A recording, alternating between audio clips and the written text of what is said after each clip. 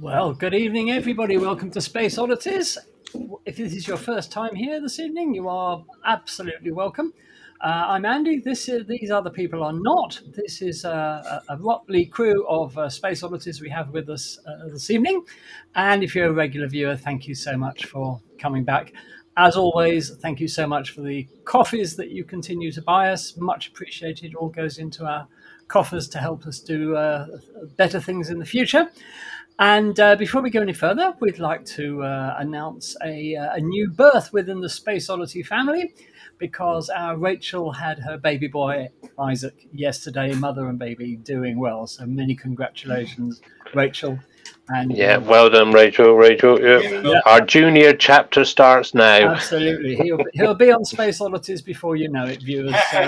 So we look forward to welcoming with open arms into our community here. And he's called Isaac. Sorry, he's called Isaac. Yes, he is. Oh, right. Okay. Yes, well done. Lovely name. Very popular baby's name, apparently. So there we are. And we've seen a photo of him, and he does indeed look a bouncing baby. As Daz said, he looks ready to do a paper round already. But there we are. Now, before we go any further, we do have an apology to make. Unfortunately, our guest, the astronaut Scott Poteet, has had a family bereavement, and he'll be unable to join us this evening. So apologies for that. We will reschedule with Scott in a few weeks. And he was actually very disappointed, and he sends his apologies that he couldn't be here to chat with us tonight. So if you had any questions for Scott Poteet, please save them, because, as I said, we'll reschedule it for a time in a few weeks. Now, what else? Well, we're getting closer and closer to being able to offer lovely, beautiful, never seen before Space Oddities t-shirts to you. And we've had a sample of the t-shirt done to check it out, and we think it's fine. And very soon, we're going to give you the link where you can go to the website and order your Space Oddity t-shirts. In the meantime, we've got the gorgeous pouting Pauline, that is to say Michael's wife, modeling the t-shirt for us. So this is what the t-shirt actually looks like. Pauline hails from the Black Country, and she lists her hobbies as snooker and cat chasing. That's the lovely Pauline. We're modeling the Space Oddities t-shirt. So the way that we've done it, as I was saying last week, is that we've set up an account with a company called skullprint.co.uk. So you will be able to order your t-shirts directly from them. What was the price in the end, Michael? Yes, it's going to be £19 per t-shirt. Right. So the t-shirts will be £19, but that does include postage and packing. That's so pretty reasonable. We think £19 including postage and packing is a very reasonable price for a t-shirt of such obvious superior quality. And we'd love to see you out wearing your Space Oddities t-shirts this summer. Needless to say, we'll all be buying one. And I'll be wearing mine in Spain, even though most people won't have a clue what it means, obviously. But never mind. At least we've got the address on there. And we hope that you enjoy the t-shirts. And we will be giving you the link very soon, because at the moment the account is being set up for us. That should be done in a few days. And I think we will post the details on our Facebook page, first of all, so that we can let you know as soon as possible. So keep your eye on our Facebook group, the Space Oddities Facebook group. We'll post the details there. And, of course, we will let you know the details on next week's show as well.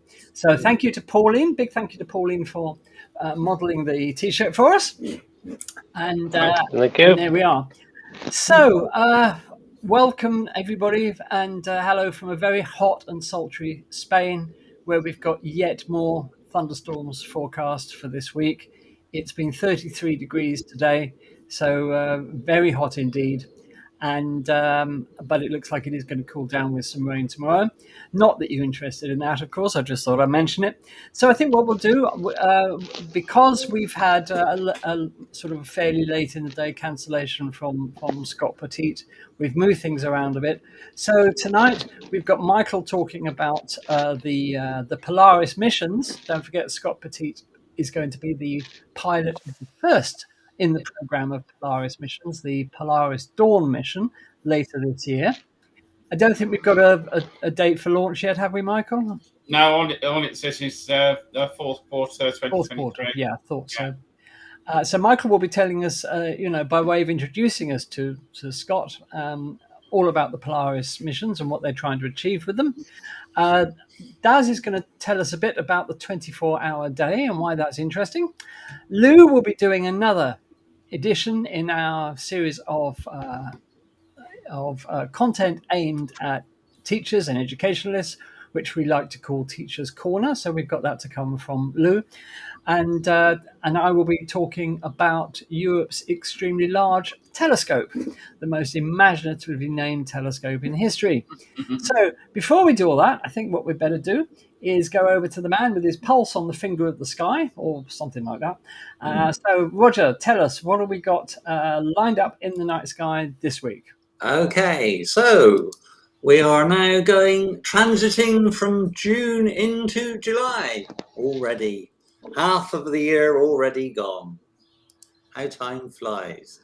Okay, well, here's a couple of pictures just before we get into the weekly updates of what the sun was doing yesterday. There are some activities still on the surface there, and here we have some activity around the outside as well. And as you can see, there is some interesting details to be spotted on the surface and around the chromosphere as well. Lovely. That is a beautiful. That is, yeah, fantastic. Yeah.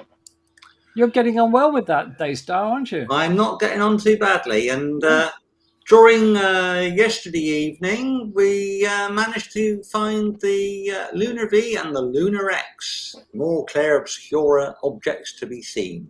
And it was obviously a little bit later for the V earlier on, but I think I caught the Lunar X just perfect there. You did. Yeah, Kath got a good picture of that over the weekend in Wales. Yes, she did. Yeah. That was last night. So I don't think she realised that she got the Lunar V though. Right. I must actually reply to her post and tell her, but it was definitely visible. Oh yes. Anyway. So we've gone from the first quarter, which was technically earlier this morning, right up through to probably next Monday, which will be another full moon. Ooh. Well, it doesn't make no difference at the moment, does it? Well, not really. It's all in the clouds. But we've still got some visibility as after sunset to see the lovely Venus, although it is now descending rather much more now, with Mars following not far behind. And obviously later on through the night, as I will show you for the early morning rising planets, we'll start to see some of the winter constellations coming up. Here we are. Here we are. I'm going on about half the year gone, and I'm talking about the winter constellations already. Stop that behaviour right now. All right. Yeah, we're getting too excited, and we know we're all old. Yes, bring back the astronomical darkness back in August again, please. Yeah. Anyway, we've got obviously we've got the summer triangle of Denebs and Vega and Altair there, all doing nicely, and Hercules and Bootes there, all doing well. Of course, the galaxy season's almost over now, with Virgo setting quite nicely, and we've got the Milky Way core arriving much more earlier, although it's still a little bit light out there, but it's getting there. So we're getting there. So let me just move on a bit, get that pesky moon out of the way. So just after sunset, we've got Venus closely followed by Mars up in the night sky, although it might be a bit difficult to see, being the brightness of the sky and the magnitude of Mars, but I would think that the binoculars will obviously help somewhat. But in the morning, we've got the gas giants, and they're coming up nicely now. And this is for 3:45 in the morning, although it will start to get a bit light. But Saturn and Jupiter are appearing nicely, and as you can see, the Pleiades are coming up at that time of the morning as God, well. already? So, I know. There we go. Don't worry. It'll all turn out right at the end. Yeah. Okay, so we've got a little bit of news from the James Webb regarding the rocky exoplanet TRAPPIST-1c. Now they've been doing some more measurements than that, and apparently they're suggest that the planet has either a bare rocky surface or a very thin carbon dioxide atmosphere. Yeah, they said previously that if it did have an atmosphere, I would think it would be something about the thinness as Mars. I would have thought. Yeah, I think they said it was if thinner not than even Mars less at one point. But they've been doing some measurements again just to prove that they can do these things, and they've been doing it over every 7 minutes. So obviously the orbital period is quite quick, isn't it? That's an understatement.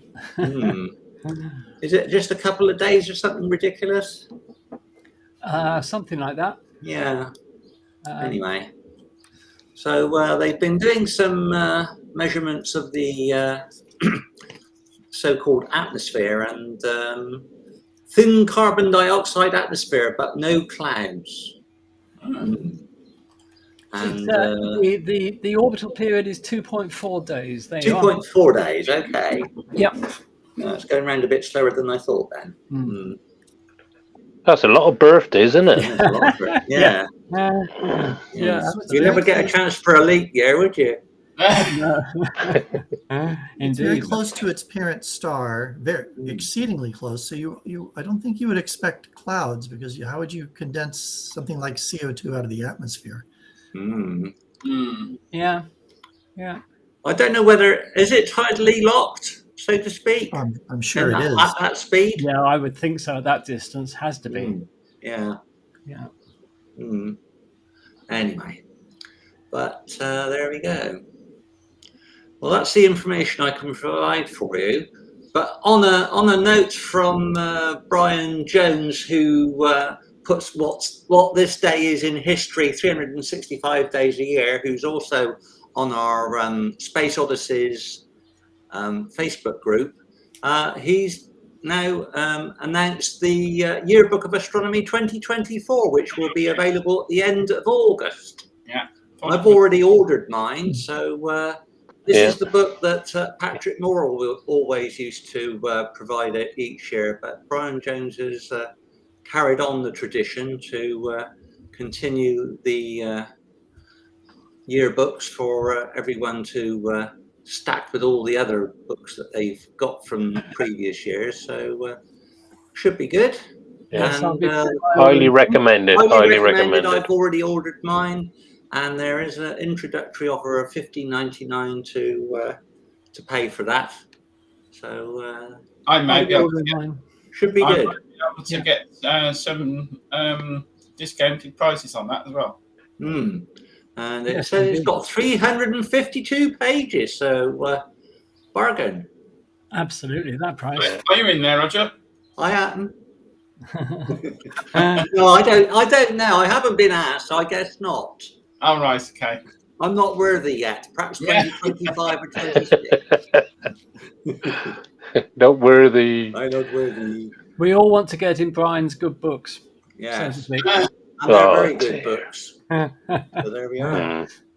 Okay. Yeah, the articles in there are really, really fantastic. Yeah, they are. Yeah. Hey, Roger, before you... But also they're how can you say, they're not designed to be just for that year. You can read these articles anytime you want. They're sort of like timeless, so they're not time limited. So they're brilliant. I don't think you want to see me on page 3. Yeah. I'd be on page 4 as well, I think. Oh dear. Okay. Roger, before you finish this segment, going back to the beautiful, you just take absolutely gorgeous solar images. And it reminded me that this past week, I attended a Space Weather Enterprise Forum that was hosted by NOAA, National Oceanographic Atmospheric Administration here in the US, and NASA was present, as well as a number of other agencies. And it appears that the predictions were wrong about solar activity in this 25th cycle. The maximum is going to come earlier, perhaps in less than a year from now, and it will be much larger than was predicted. So we have a fair amount of solar activity headed our way. Yes, I was reading about that. So you never know with the sun, do you? It's just. Yeah.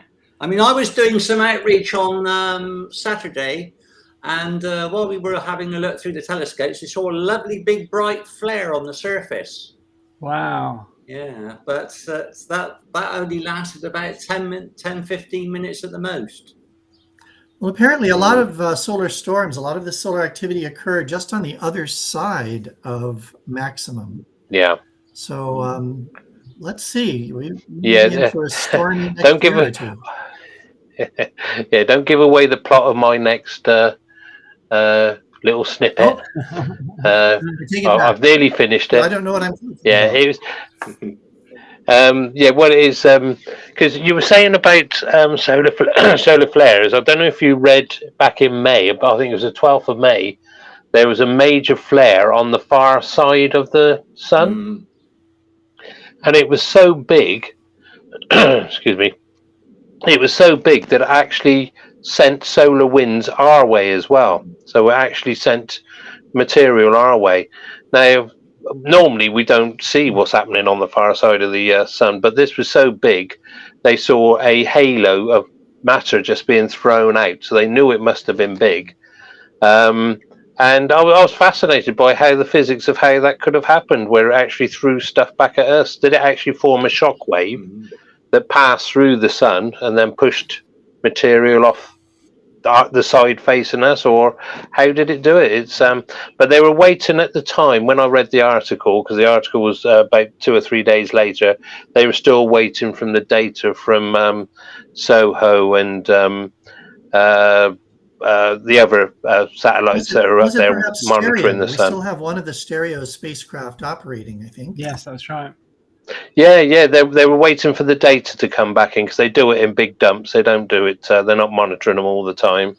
But unfortunately, what's the one that's doing the Mercury? Betty Columba. That's it. That was actually, unfortunately, far away from. It was traveling, I think, back towards Venus for another slingshot around Venus. So. I don't think but yeah, it was a fascinating read. But like I said, I was just wondering about the physics of how it managed to send material our way when it was on the far side of the sun. Presumably that's got to do with the magnetic field, perhaps deflecting the material our way. It possibly is. Yeah, it possibly is, because the magnetic field's mad on the sun. Yeah. That's the only way to describe it. And this is why we can't see what we just cannot predict what's going on at the moment, and this is why we've got the satellites up there looking at these. And of course, as I was talking about last week, and I apologize because I looked back at what I was talking about, it was a bit disjointed. I also sounded like I had microphone problems because she kept cutting out.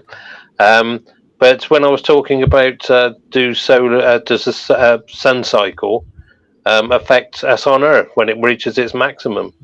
And the amazing thing about it was that it isn't the maximum that gives us most problems, although there is an increase. It's at the minimum.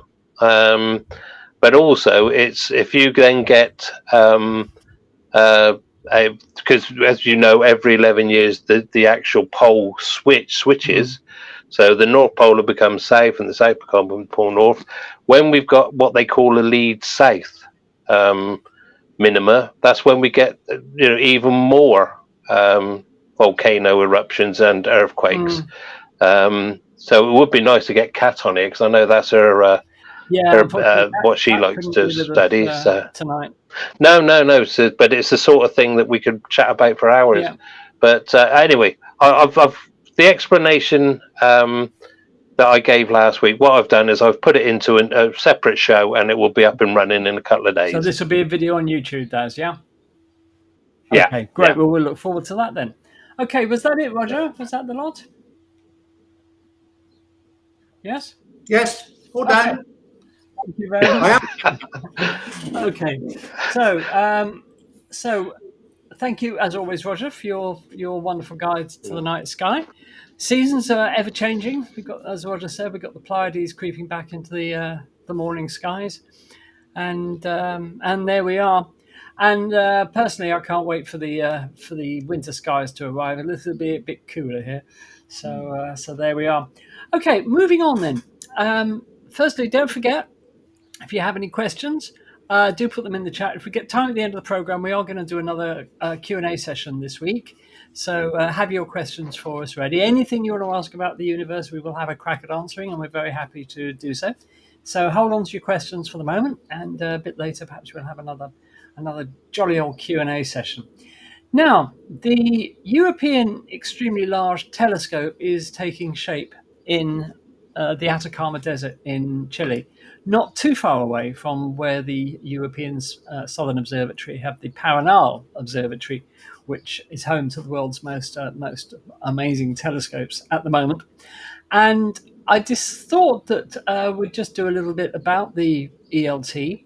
Why at the moment? Well, because they've just released a new photograph of the observatory under construction. And they don't tend to release these photographs very often. Perhaps they think nobody's interested, but they don't tend to take that many photos of the ELT under construction. But they've released a new one this month. So I thought that might be a nice opportunity to have a look at the what will be, when it's completed, the world's biggest ever telescope. And this being the European Extremely Large Telescope, the world's biggest eye on the sky. Now, as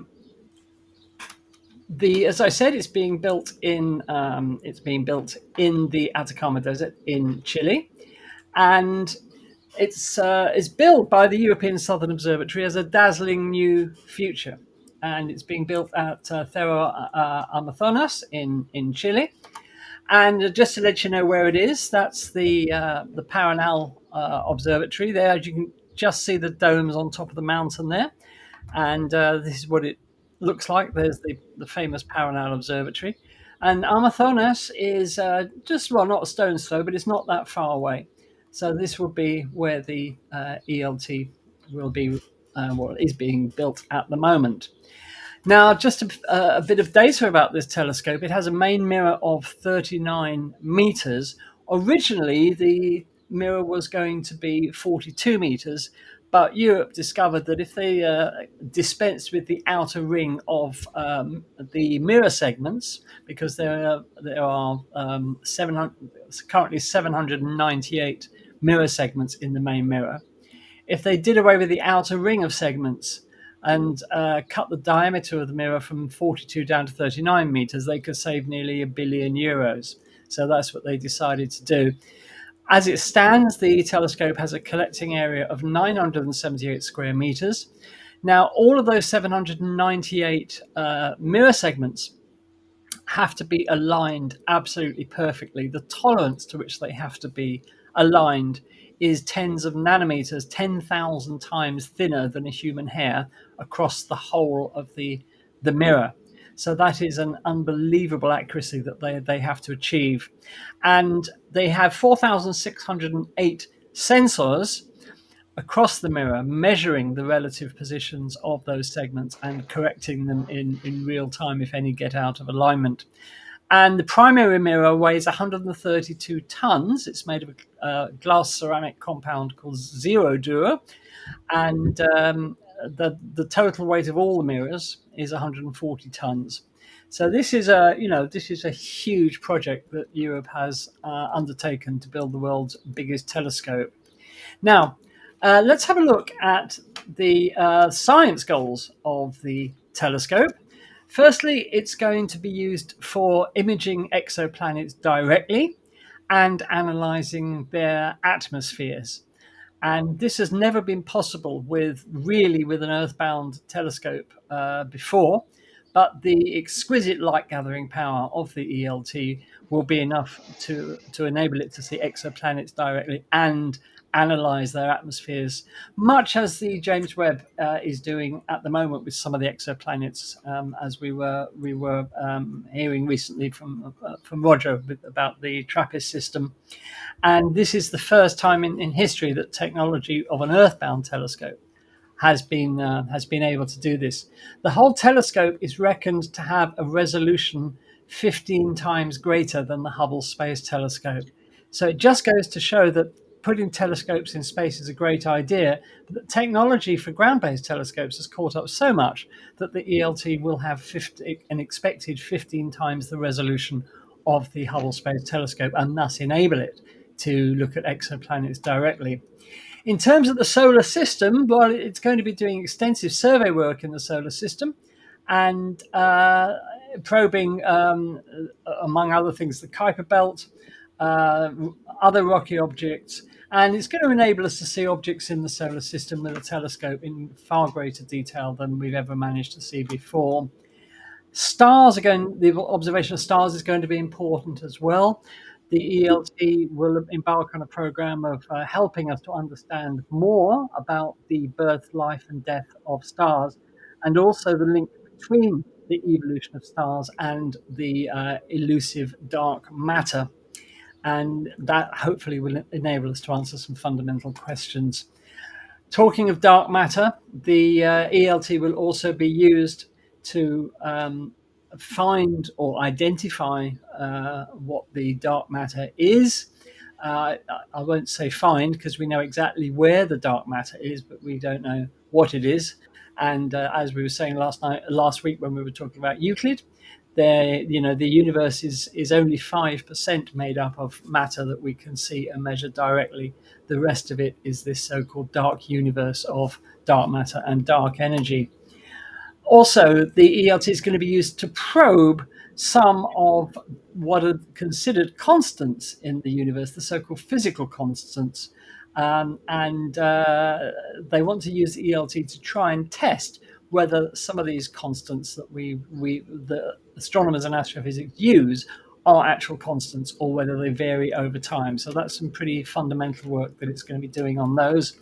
And of course, expect the unexpected, because they will undoubtedly be things that the ELT discovers that we had no idea were there at all. So that's a big science program ahead of the ELT. Let's look at the telescope itself in a little more detail. The telescope is made up of a 5-mirror system. As we said, a 39-meter segmented mirror of 798 fragments, then a 4.2-meter diameter secondary mirror that the light goes to next. Then there's a thing called a tertiary mirror, which is 3.8 meters in diameter. Then it goes to a 4th mirror, which is a flat mirror of 2.4 meters. Then it goes to a 5th mirror, measuring 2.7 by 2.1 meters. And then the light exits to the right of the telescope to the science instrument platform, where there will be lots of very, very advanced scientific instruments used to analyze that light. So it's quite a complex optical system. But this is what the astronomers and the engineers have come up with. Sounds like a complicated collimation job. Yeah, I would think so. Yeah, I hope they've got a laser or something handy to collimate that. And if you want to know what a 39-meter mirror actually looks like, they've done using these sort of cardboard hexagons. They laid this out to show you just how vast that primary mirror actually is. That's quite an amazingly large mirror. Amazing. And if you want to know how big the observatory will be, well, this is the observatory compared to Big Ben. So as you can see, it's big. And if you want to get a comparison for landmarks in your country, go to the website of the European Southern Observatory, and they've got the observatory compared to lots of other landmarks around the world. But as you can see, it's going to be it's going to be absolutely enormous. Here's a very short video where we fly into the ELT by the wonders of computer graphics. And well, I just think this is going to be like a huge cathedral of astronomy. That's the only way you can describe it. It's the size of a cathedral. So let's take a flight into the ELT.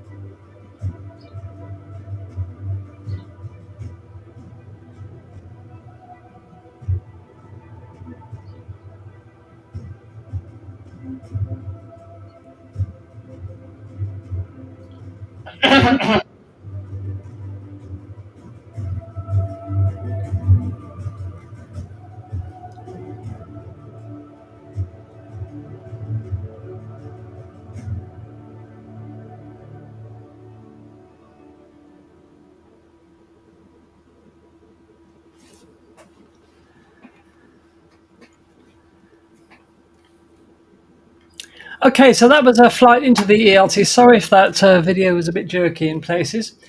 The first step in building this massive observatory was blowing the top off a mountain and lowering the top of the mountain by 40 meters to create an area to build the observatory on. This happened on the 19th of June 2014. So that was the explosion blowing the pointy bit off the mountain.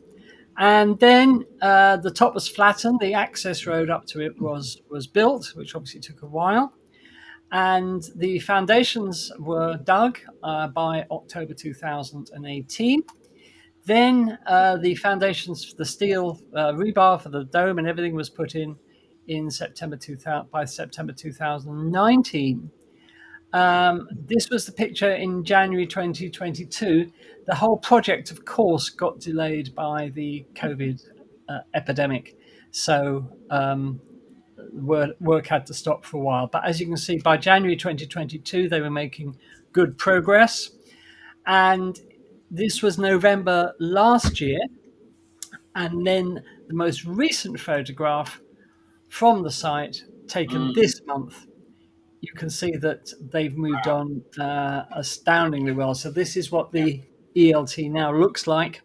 And the first light of the telescope, because of the delay for COVID, it was originally going to be 2025. It's now set for 2028. So there you are. So that is the extremely large telescope. And it's stunning, guys, isn't it? I mean, the sheer scale of it is just absolutely unbelievable. Yeah, as you say, I'm just imagining because it's got that adaptive optics thing within it, where all the mirrors have got actuators underneath them, and they fire a laser into the sky, and of course it adapts to what the actual atmosphere is doing so fast. Yeah. I mean, it's an amazing piece of kit. It's absolutely fantastic. Yeah, I did a little calculation from what you were saying about Hubble resolution. Yeah. And it turns out that with the adaptive optics, it will have a spatial resolution of 0.00093 arc seconds. Wow. Well, that's not very good, is it? I could do better. Never satisfied, Daz. There's always room for improvement. Can you compare that? Andy? Sorry? You were talking about the outer mirrors. Yes. Taking the tip. make it 39 meters. And there was another telescope called the Overwhelmingly Large Telescope. Yeah, the owl. Yes. OWL. Yeah. Like the acronym. Followed by the ridiculously large, the RLT, isn't it? Yeah. I always thought Should the owl one be at Hogwarts? Oh, very good. Very good. I always thought they should have made one called the Superb Owl or Super Bowl. So that would have been good. In terms of resolution, Luke, can you compare that angular resolution to something? What was it for the James Webb, for example? Anybody remember? James Webb is, of course, it's wavelength dependent, right? Yes, of course. Right. But the number that's often given, I think, is 0.032 arc seconds. So, and Hubble would be 0.014. Actually, a little better, but again, it's wavelength dependent. Wavelength dependent, yes. Yeah, sure. There we are then. So, we're looking forward to the ELT. Can't wait to see the results from that. As I said, it's going to see first light now in 2028 if all goes well. I would love to have that on my bucket list to pay that a visit, just to stand in that dome. I mean, can you imagine what it must be like? I'll come with you, Andy. Yeah, well, that's it. That's a date then, Michael. We'll do it. We need more coffee money. Ian says he can't. Lots of coffee money. Ian says he can't wait till the BLT. Ah, yes, absolutely. Yeah. So the BLT. Yeah, Ian wants a BLT. So, if you're wondering, viewers, how that whole adaptive optics system works, see, the thing is, up in the high atmosphere, there's a layer of sodium atoms, and if you shine a laser at the sodium atoms, they fluoresce under laser light, and in the sky it looks like an artificial star.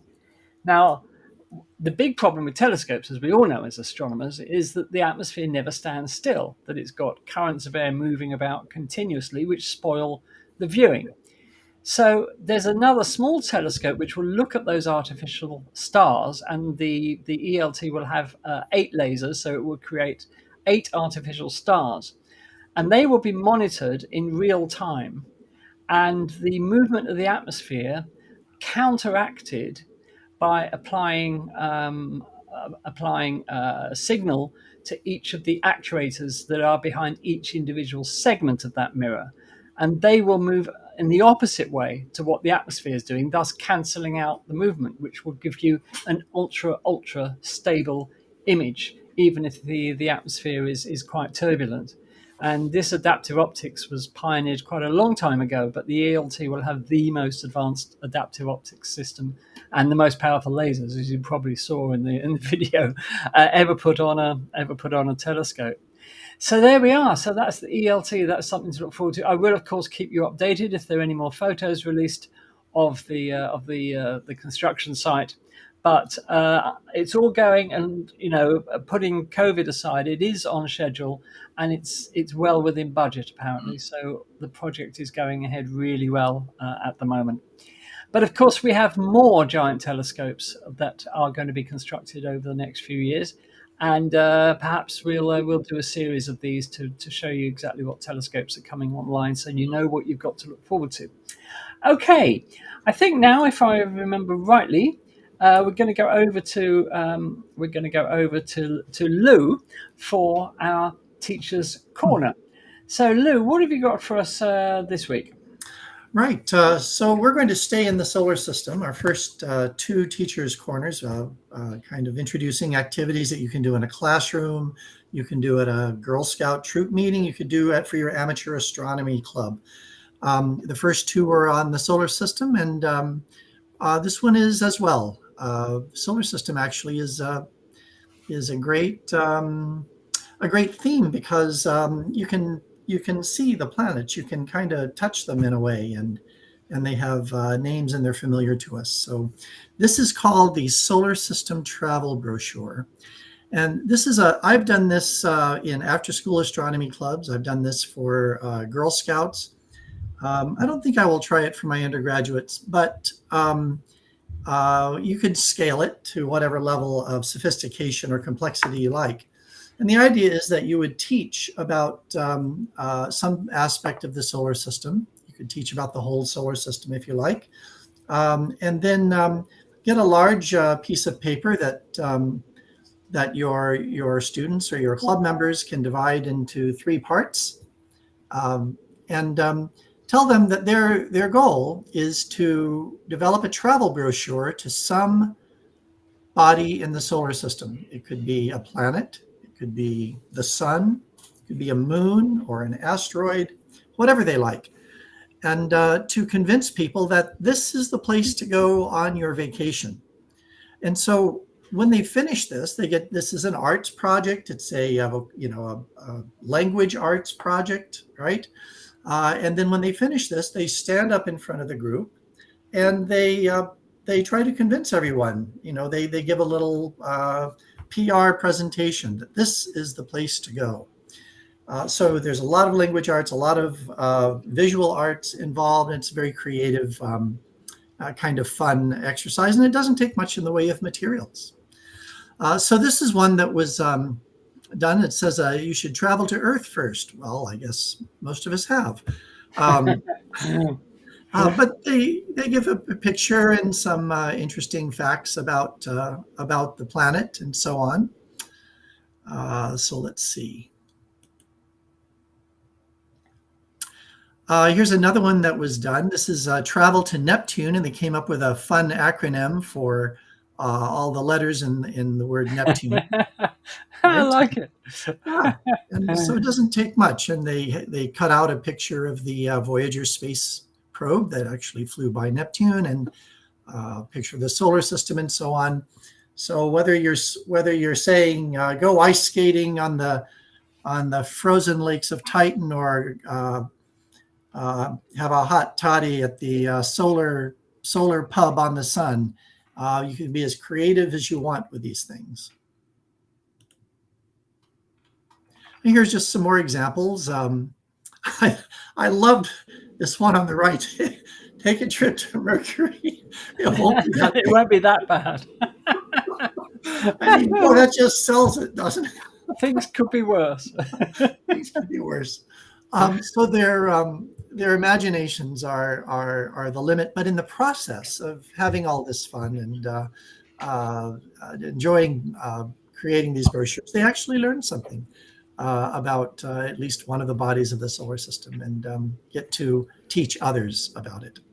So let's see, do I have one more here? I think I might have one. Let's see.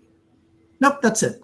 That's it. Okay, thank you so much. Solar system travel brochures. That's a very good activity. Because it works with all ages, really, doesn't it? It's very scalable. Very scalable. Yeah, absolutely true. So there you are. So if you're trying to do some activities with kids about the solar system, get them to do some travel brochures. Fantastic. Thank you so much, Lou. That's great. Mm-hmm. Okay, we're going to move over to Daz now. And Daz is going to tell us something about the 24-hour day, aren't you, Daz? I think. That's the theory. I take you can hear it because I turned the microphone off. Yeah, we can hear you. Yeah. That's a shame, isn't it, for you? Right then. Right, Andy, can you answer me a question? I'll try. How long does it take Earth to rotate on its axis? 23 hours, 15 minutes, and 15 seconds. No. Most people would say it's 24 hours. Yeah, because in a way we've actually come to define 24 hours to mean one rotation of the Earth's axis. But and you can probably guess, because I've asked the question, it doesn't take 24 hours. Well, no, it doesn't. What the actual rotation speed or time is 23 hours, 56 minutes, and 4 seconds. So you were right that it is slower. So let me just be clear about what I mean. If you just get rid of the entire solar system and watch the Earth rotate, and stand there and just watch it, it will take that spot that's in front of you to come back around to the exact same spot, which is one full revolution. It will take that 23 hours, 56 minutes and 4 seconds. And that is called a sidereal day or a star day. However, we don't base our lives on when stars return to the same spot in the sky, in the night sky. We base our days on when the sun, which also happens to be a star, returns to the same spot on the sky. It turns out that that takes longer than 23 hours and 54 minutes and 4 seconds. Why? Because in the time it took Earth to rotate at 23 hours, 56 minutes, 4 seconds, it actually moved almost 1 degree in its orbit around the sun. So Earth rotates back to where its previous line was, but it has to turn a little bit more extra to put the sun back in the same spot in the sky the previous day. So as I said, we're moving through space, orbiting the sun. We actually move it's actually just slightly over 1 degree per day, and that adds a little bit extra in time, which in fact works out about 4 minutes. So that little extra 4 minutes is added because we move a degree in our orbit each day, as I said. That number wasn't just pulled out of the air. So basically, how many days are there in a year? Well, there's 365. How many degrees in a circle? Well, there's 360. So it's about a degree per day that we actually move. In fact, it's 1 degree and 5/365. So it's just over the 1 degree, but basically we'll just call it the 1 degree. So the Earth has to turn that little bit extra to bring the sun back into the space it was yesterday. Well, let's keep this going. Okay. Earth's orbit is not a perfect circle, which means sometimes we're further away and sometimes we're closer to the. When we are closer, we are moving faster in our orbit than when we are farther away. That's how gravity works. So it turns out 4 minutes is not the same if we are farther from the sun than if we are closer to the sun. Because we moved more than our allocated fraction of 1 degree and 5/365 of a circle. When we're close to the sun, unless so we travel basically when we're close to the sun, unless we travel faster when we're close to the sun, and less when we're farther away from the sun. So the length of a solar day is changing continually, because throughout the year, and sometimes it's less than 24 hours, and sometimes it's more than 24 hours. This means sometimes the sun gets to its highest point in the sky before noon, and sometimes it gets there after noon. So what do we do? What we do is just average out over the whole year and say, all right, sun, you have an average of 24 hours, and there you go, job's a good one. So we're basically saying that we're going to stick with 24 hours because that's over the year, that's what it averages out at. But every day is actually a different length by a small amount. By the way, if you look on sundials, there's a map on the sundial that corrects for the sun being early and the sun being late. You either add or subtract up to 14 minutes of the day from the sun time, from the sundial reading, in order to get your proper time, your real time. Every sundial has it, so it's a figure of 8. It's called an analemma. So it's actually got a name. It's called an analemma. So basically, as I said, every day is different. Well, you can't really, rely upon that because every day is different. So what have we? excuse me. So what you have on your clock is an average length of a day over 365 days of the year. So now we define that as 24 hours in a day. Each hour has 60 minutes each. Each minute has 60 seconds. What is defining this? Well, it's the rotation of the Earth. So that makes a bit of sense. But how stable is that? Even in the perfect average that we're taking over 24 hours? Well, you'll never know, because you're using the Earth to define the time frame. So because everything's changing, you can't actually determine whether or not what the actual time is, because every day is different. If Earth is your measure and you're slowing down, you will never know this. There's no way to know it. Back in the old day, watch companies would say that this watch is so accurate, it's accurate to 2 minutes a month. That was like accurate for those days. It's very accurate, because you knew cheap watches. Sorry? 2 minutes a month. Such accuracy. Yeah. Yes, but that was accurate, for those times, because the cheap watches were only 10 minutes accurate a month. You'd have to basically reset them every day. So basically, why do you think in heist movies they would always say, "Let's synchronize our clocks" right before they pull the heist? They knew that the clocks that they were using were not good at keeping time. So okay, let's now pose a question. Maybe Earth is not the best timekeeping. It's the best timekeeping device. Okay then. So what we're going to do? Let's offload the responsibility of keeping time to something else, like a vibrating atom. So that's what we did.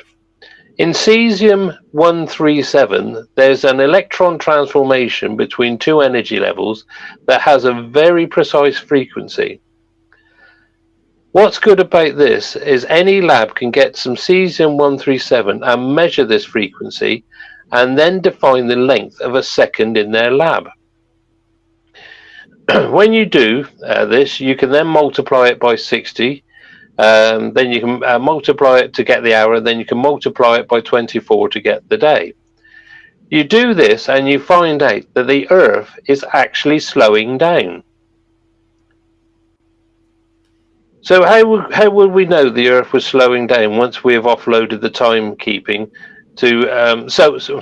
So we only would know this because we've offloaded the timekeeping to atomic clocks, something that keeps better time track of the time. And what we found out is that the sloshing of tides on the ocean floor and washing up on the beaches actually works to slow down the rotation of the Earth, because the moon is causing these tides. We are rotating faster than the moon is orbiting, so the moon is tugging on the tides backwards on our attempt to rotate. It's like having the handbrake partially on. So tides slowing down the rotation of the Earth, and in response, the moon is spiraling away from us by a couple of inches per year. That's in response to Earth slowing down. It all relates to what is called the conservation of angular momentum. It's a bit of a ballet dance going on. So we've been slowing down.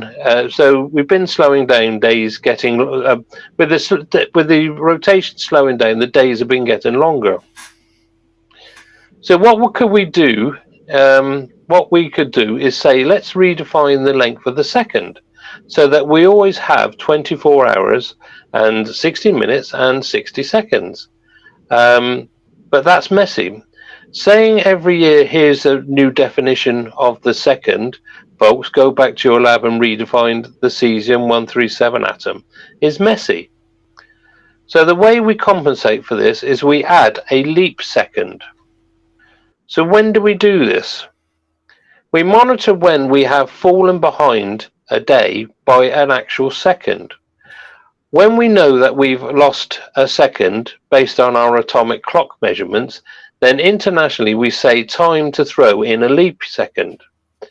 Now, by convention, we throw it in on June the 30th or on December the 31st, and we can throw in 1 second at any time we need it. Since the early 70s, there have been around 23 or 24 leap seconds added to the calendar. So when we decide they are going to add a leap second, they choose one of these days. So that final minute of that day has 61 seconds. Newspapers like to have a bit of fun with this and say that a year will, if you put 1 second in, will be that 1 second longer, and they build it up to be a big thing. That leap second happens on Greenwich Mean Time at midnight. So of course it's so for Lou it would be 7 o'clock, just as he's sitting down to lunch for his dinner. So a couple more things that can change the rotation of the Earth, not just the tides washing up on the shore. Here's one for you. We've all seen skaters spinning who want to speed up their rotation speed. To do this, what they do is their hands start out extended and they rotate slowly, and then they bring their hands in and they spin faster. What they've done is changed where the mass is relative to their rotation axis. So the farther away the mass is, the slower they are going to rotate. The closer the mass and the faster they're going to turn. So what's this got to do with us? If Earth has earthquakes and one of the continental plates shifts north, then there is a mass on the Earth's surface that used to be closer to the equator one day, and the next day has now moved closer to the pole. The movement of this mass away from the poles will have the effect of speeding up the rotation of the Earth. Larger animals also migrate, and they also can change where the mass of the Earth is, from the northern climes down to the south, and they're farther away from the rotation of the axis, so they're farther away from the North Pole, or North and South Pole.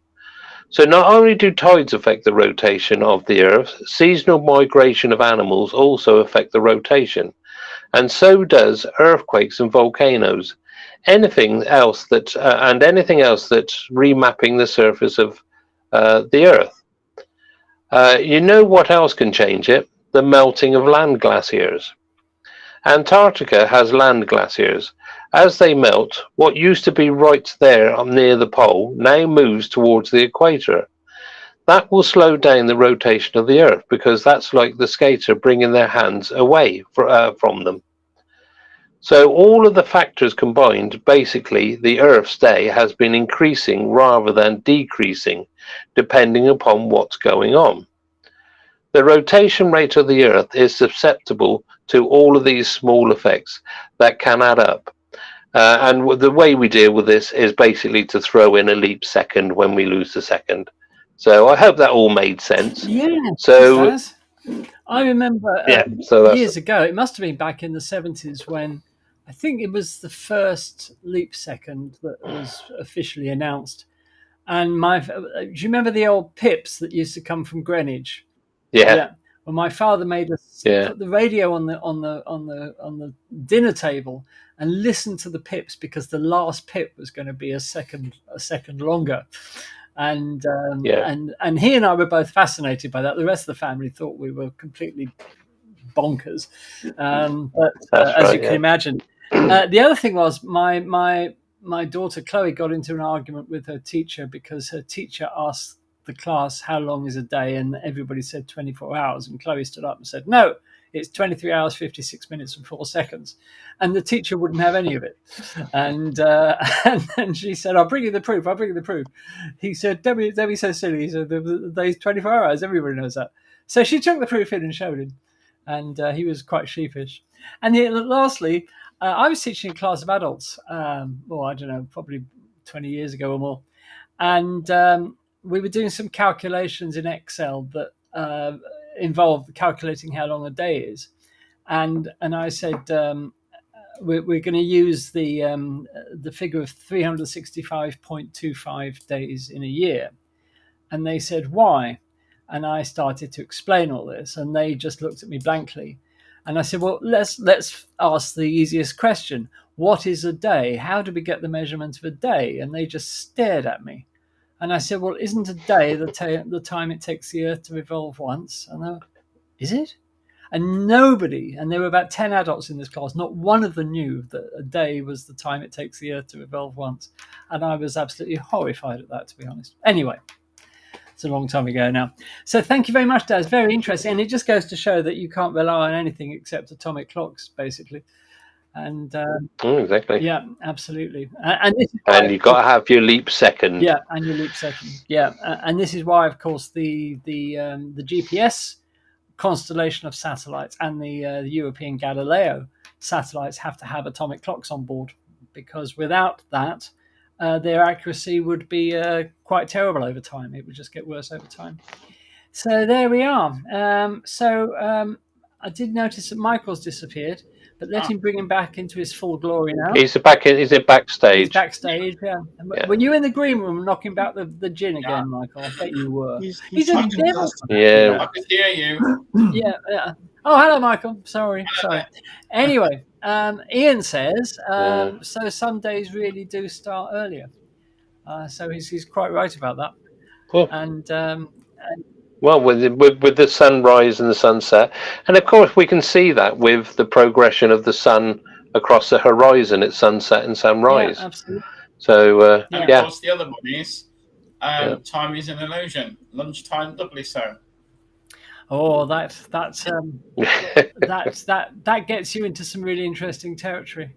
I was teaching a guy last week, teaching him English, and it was the last class of the summer term, and the others didn't turn up. He was the only one that turned up for the last class, and he said, instead of learning English today, can you teach me some astronomy and astrophysics? So I said, I'd be glad to. And the first question he asked me was, what is time? So I thought, oh, great, here we go. So we had a good old discussion about that, and I had to tell him basically nobody knows, which is I think the honest answer. So there we are. Steve says, I don't think there is actually a specific and meaningful definition of the term day and night. So yeah, you're probably quite right there, Steve. And there we are. Steve, by the way, we have got your video. We'll put that back to next week, but we will be showing Steve's wonderful video about the summer triangle next week. So we'll look forward to that. Anyway, just to finish off today, we thought we'd have a fairly brief question and answer session.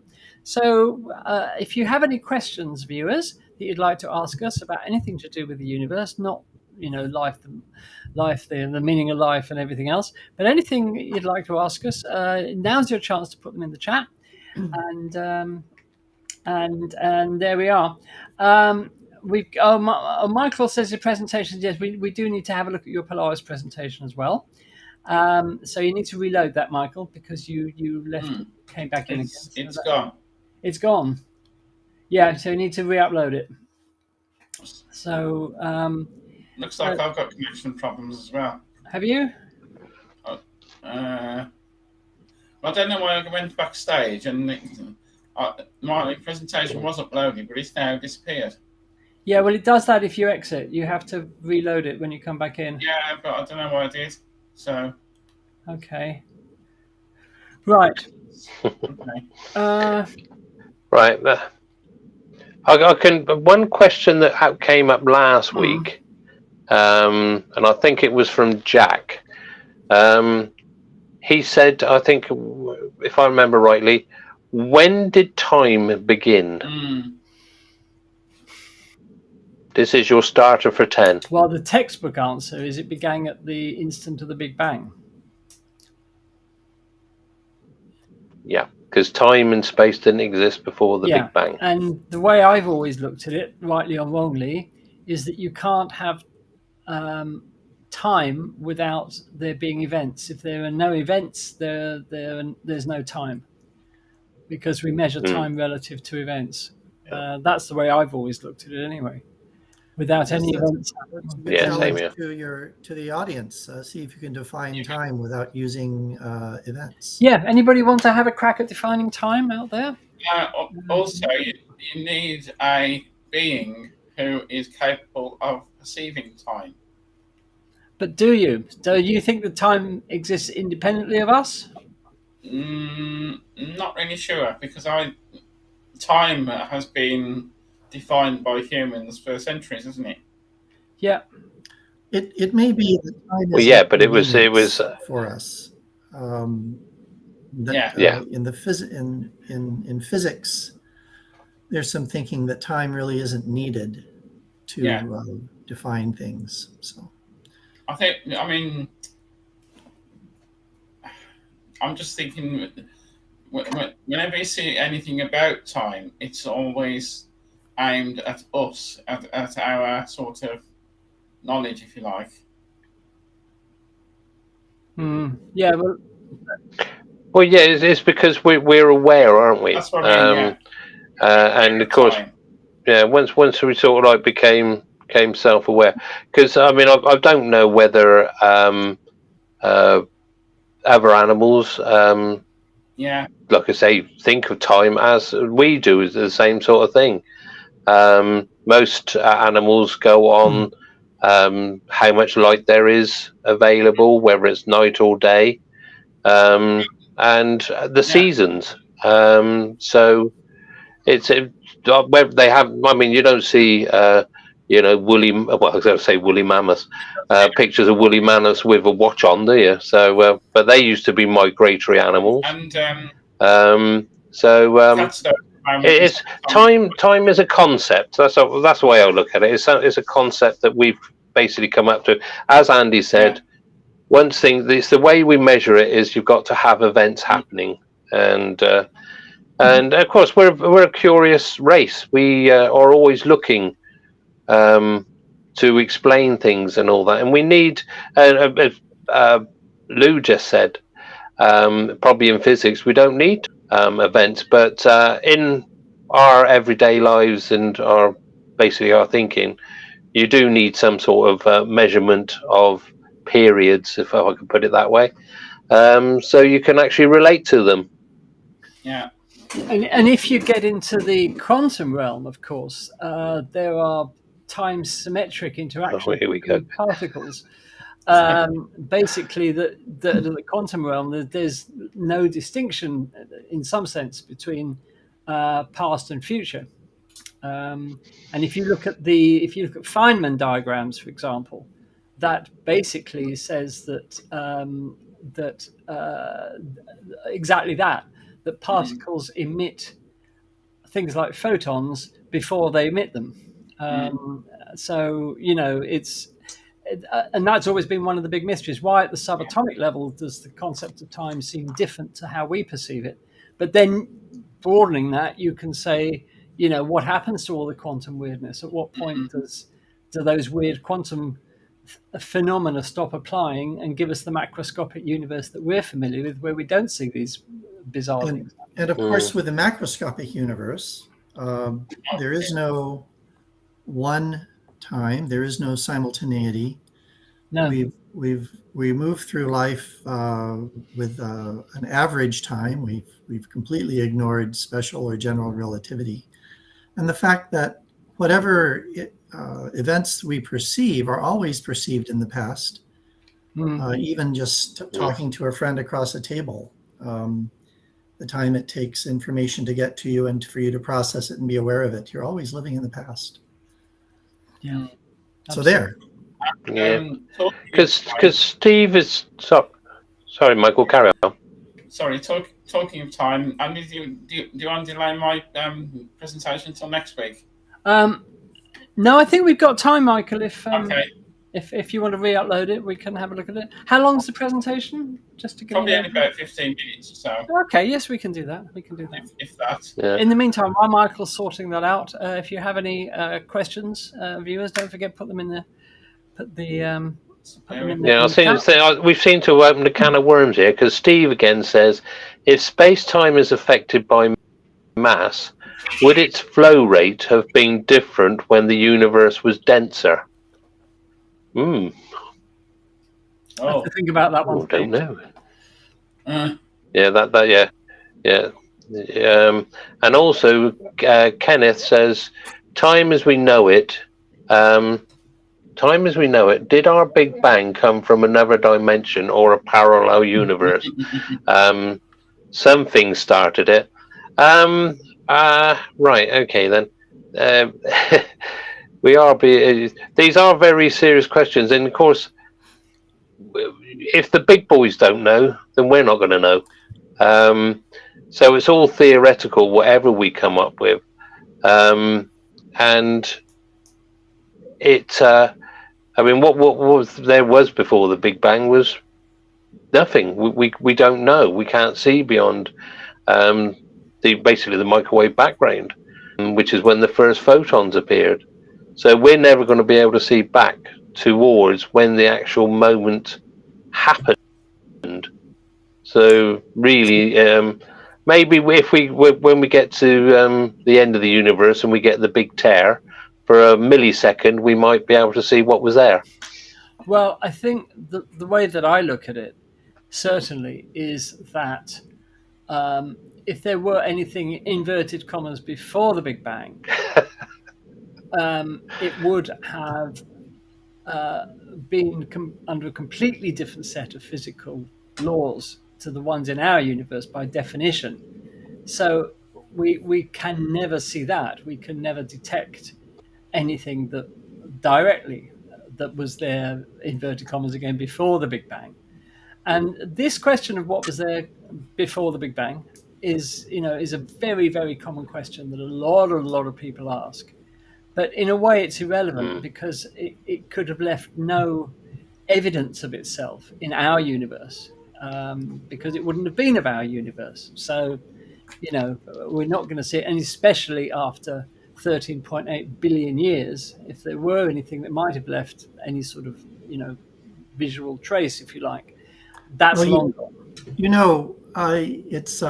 It's bad form to use a word in its definition. So you can't say, well, what's a table? A table is a table. That you can't do that. But if you listen to the questions that are being asked, is when did time begin? It's like time is in the question. So it becomes rather kind of either meaningless or hard to define. Yes, it's too self-referential, isn't it? Yeah, it really is. So Anyway.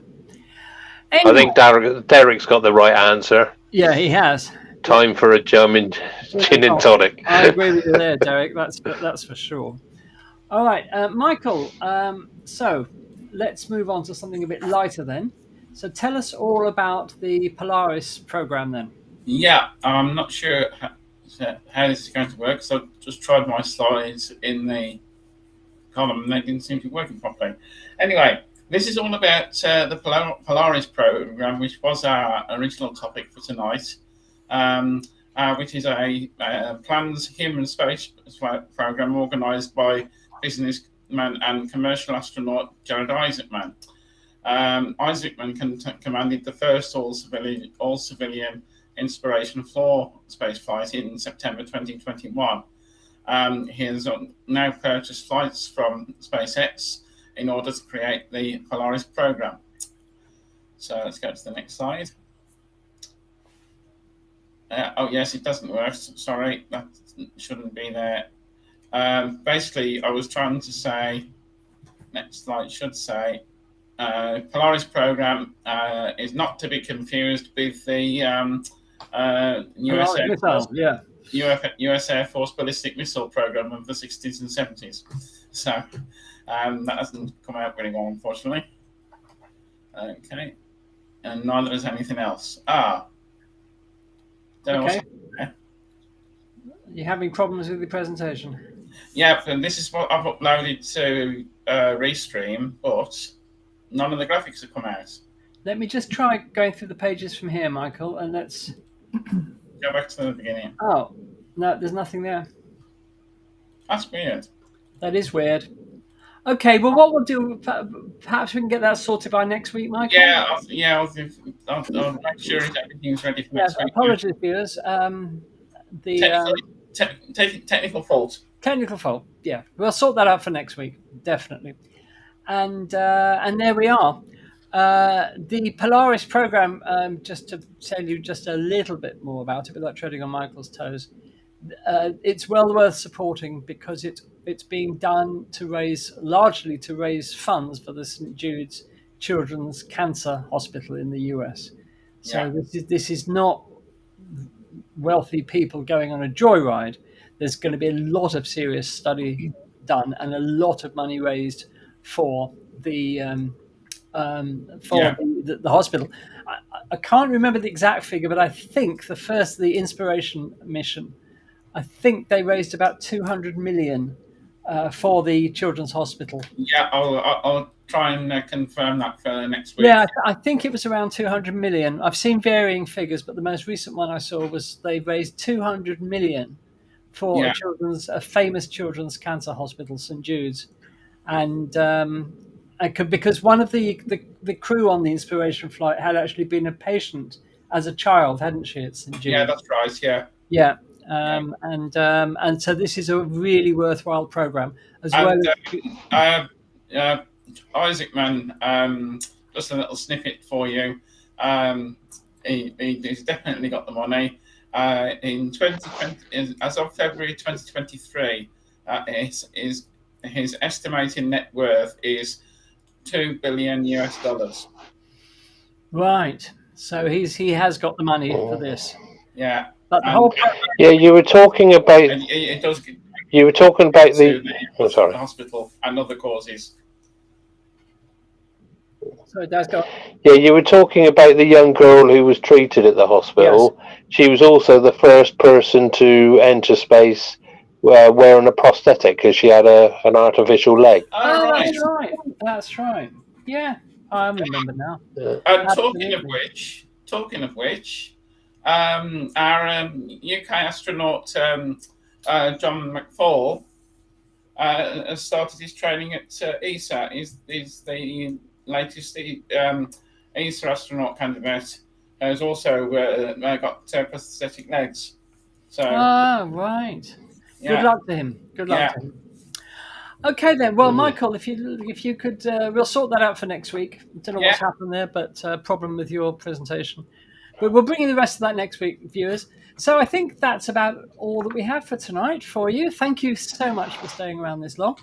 Thank you to those of you who've been here, and especially thank you to those of you who've been here for the first time. You are more than welcome. Hope to see you again. Do remember, viewers, if you'd be so kind as to like, comment, and subscribe, because that really helps us. And a big thank you to Rother Valley Optics, as always, for supporting us on Space Oddities. And oh, look at this. And I swear I didn't write this myself. Karen says, this is my first time joining in. I really enjoyed this. Thank you all. So, Karen, you're very welcome. We hope to see you thank you. Next week. And we'll have even more fun if you can bear the excitement.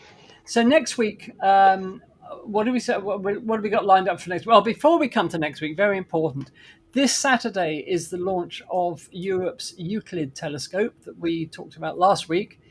It's going to be launched at, I think it was 16:11 UK time.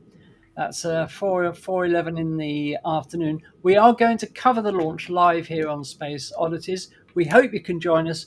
We plan to go live at 3:30 UK time on Saturday afternoon. We do enjoy doing these live coverages.